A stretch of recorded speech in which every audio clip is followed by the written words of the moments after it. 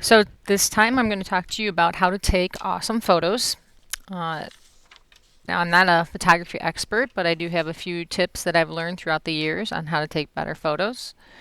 So what you're going to see today in the presentation, some of my learning objectives for you is decide and figure out what magic hours are, knowing the flash and the law of squares, how to maintain sharpness when taking a photo, different compositional tips and the rule of third, how to frame an object, using perspective, and making sure you have a clear subject point of interest.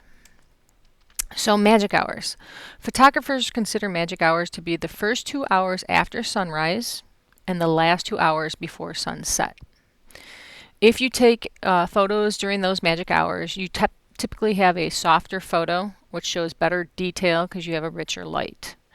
The best time of the day to take pictures of people would be at this time during the magic hours. Most professional photographers, if you're going outside, will take pictures like maybe your senior photos later in the afternoon, a couple hours before sunset, or maybe early in the morning. At noon, high noon, is the best time to take pictures of water, like the oceans, lakes, but they're not very good for taking pictures of people. So we're going to see a few examples. This is a picture that was taken early in the morning, like an hour after sunrise. It gives a little bit more detail to the face. You can actually see a lot more of the color as opposed to the hard light of noon, where you get a lot of shadows on the face because it's so bright. And actually, the magic hours do a great time for taking sunset pictures or sunrise pictures. Now flash. Flash is very important to use, but you need to know when to use it. The biggest thing is that you need to get close enough, and that you should use it to fill in, even in daylight, anything that's shadowed.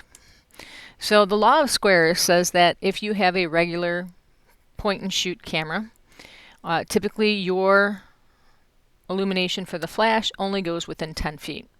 If you've ever been to a concert, and I don't sit in the front row of a concert, typically I'm sitting in the middle or back, I go to try to take a picture of the people on stage, you don't see it when you look at your pictures because the flash only goes for 10 feet. So it only illuminates 10 feet in front of you. Unless you have a high powerful flash or an extended flash like professional photographers. So the picture on the left shows that there's no flash taken and you see the light, that you see the face is kind of grayed out. Where the one on the right, you took with the flash and then you see more of the detail of the face. So just keep in mind, sometimes in daylight, and it was bright and sunny that day, you might need to use the flash. Sharpness. Well, this is very important, especially with digital cameras. You want to make sure that you hold your arms in against your body. Use a natural posture when you're taking a picture, or lean on something. If you can, use a tripod or a monopod. So here's some basic tips to use. You should always use two hands when taking a picture. All right. Keep your elbows in against your body. You might want to make sure that your breathing is controlled. If you need to, you can spread your legs apart, like have one leg in front of the other to make a better balance. Leaning on something to steady yourself is also very important, or resting on something. So you want to make sure you have a controlled breathing. You have everything, your arms, your elbows are inside your body, not chicken wings. And it should help you hold the camera steadier. So the difference with tripod or without tripod, you can see the one on the left is a little blurrier on the stop sign. Okay, now composition. This is very important. If you've ever heard of KISS, it's keep it simple. You want to make sure you get close enough, you fill the frame, you watch out so the background doesn't get too cluttered or takes away from what you're trying to take a picture of. Think about what you want to say with the photo. And my suggestion, if everybody's using digital photography nowadays, so take lots of photos. So my sister-in-law sent me this picture. She went to the Joliet Speedway and she took a picture. She's like, "Oh my god, oh my gosh, I think it was Dale Earnhardt. I don't know." She goes, "Look at the picture. Can you blow it up?" Okay, for one, I have no idea where Dale Earnhardt would be in this. But when I tried to blow up the picture she took on her cell phone, it became very pixelated.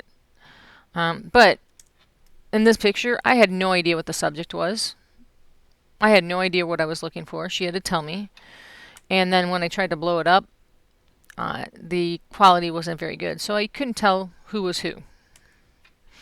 Same thing, my husband and I go on vacations all the time. And this was a tour that we took, and they were talking about the local vegetation and fruits and vegetables and nuts that they have on the island.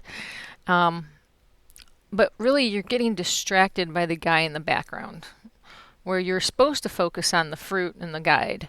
So you got to make sure when you take a picture, you don't get distracted by what's in the background. So this one's a little better when he showed us some of the local flowers. At least there was a close-up on the photo of the flower, and you didn't get distracted by the guy in the background. Yeah, try to make sure you fill the frame sometimes.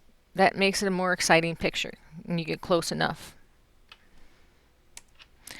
So the next one is rule of thirds. Rule of thirds have been used many years, hundreds of years by old painters. And they divide photographs or pictures into kind of like a tic-tac-toe pattern. And instead of placing the object that you are focusing on in the center of a photo, they place it where the intersection would be. So it helps to add a little bit more interest, maybe some flow, some motion. So on a camera, if you do have the rule of thirds on there, you can see this is what will come up. The white lines will not print, but you try to have your subject matter anywhere where the crosshairs meet. All right, so the intersections. So then it looks like when this couple is dancing, they're at the intersection. It shows movement and it gives a better look to the field. Same thing, you take a picture where your eyes are focused at. You want to look at the statue, but you still get a nice scenery of the background. Same thing with the fish. It's not necessarily in the center of the frame, but it brings your eye to it. Another important tip is to try to frame objects. Now, this is kind of tough to do, but if you look at what you're trying to take a picture of and see how you can use part of the information to frame that you're taking a picture of, you can focus somebody's attention, but try not to overdo it. So you can use, like on this one, the sky, the water, that helps to frame out the cliff with the waterfall. All right, so it kind of makes the water and the sky frame out what you're going to take a picture of. This one, we use some of the palm trees and to frame out the ship in the background. Again, to frame out the boardwalk or the deck or dock, you use some of the wooden tapestries on the side. Just slightly framing, using the trees and the leaves of the palm trees to frame out the boat. Okay, another one that's very important is using perspective. Instead of taking pictures at the typical straight-on angle, sometimes changing your perspective or your view adds a little bit more interest to the photo. Like this was the Sears Tower, or no, not the Sears Tower, the Empire State Building. And instead of taking it like a landscape view, we took it from the view of the sidewalk looking up, and it almost makes it look like it's blending into the sky. And this is the top of the Empire State Building. Again, you get a different perspective. So sometimes when you change your position or viewpoint, it adds more interest to your photos. Just by being down on the ground and taking a picture up and through the corn. Or this is actually a cannon that we saw when we were on one of our vacations. It added a little bit more impact and a little different angles. And then this is about making sure that you have a foreground, a middle ground, and a background in your photos if you're taking landscape photos. Again, try to use the rule of thirds where your image is not necessarily centered, just to add interest. Awesome photos.